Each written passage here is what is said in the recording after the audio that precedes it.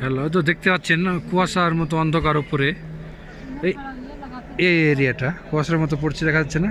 এটা স্নো পড়ছে, মানে স্নো অলরেডি পড়তে লেগেছে, মানে পর্যটকদের পুলিশ এখন বার করে দিচ্ছে। খুবই ঠান্ডা। এই ডাচ লেক এরিয়াটা গলে গেছে, দেখুন, মানে বরফ গলে জল হয়ে গেছে।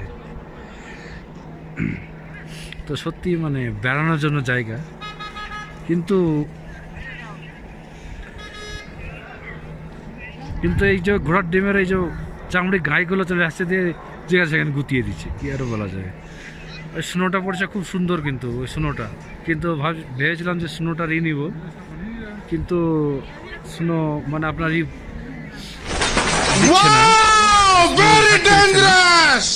পুলিশ।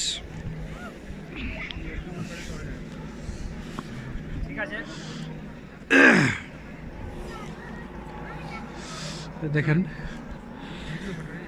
আমাদের বেড়ানো কমপ্লিট, তো আমরা বেরিয়ে পড়ছি। দেখুন আমি তো আমাদের ব্লগ এখানেই শেষ করব।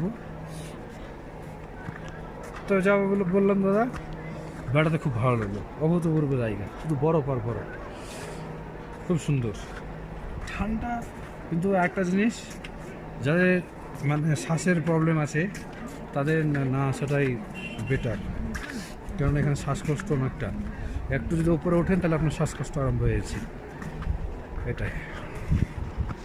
এই দেখেন এই বালের গুলা নিয়েই মানে যারা যেখানে সেখানে বুকে ঢুকিয়েছে, একটু মুশকিল। এই রাইডে একটু করবে 100 টাকা, খালি পয়সা লুটে নিচ্ছে। কি বলেন দাদা? 100 টাকা, 100 মিটারও না।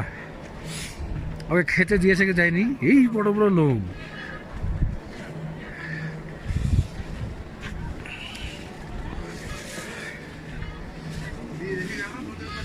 এই দেখেন, এই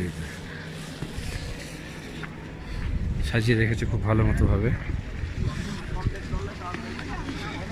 এখানে কিন্তু বরফ গলে গেছে, গাড়ি যাচ্ছে, এই গাড়ি গিয়ে গিয়ে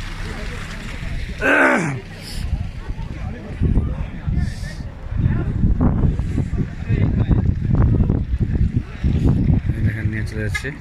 এতে চাপলে 100 টাকা। তবে ফার্স্ট অফ অল গ্যাংটক, এটা ছাঙ্গু না, ছাঙ্গুটা সত্যি মানে একটা খুব সুন্দর জায়গা।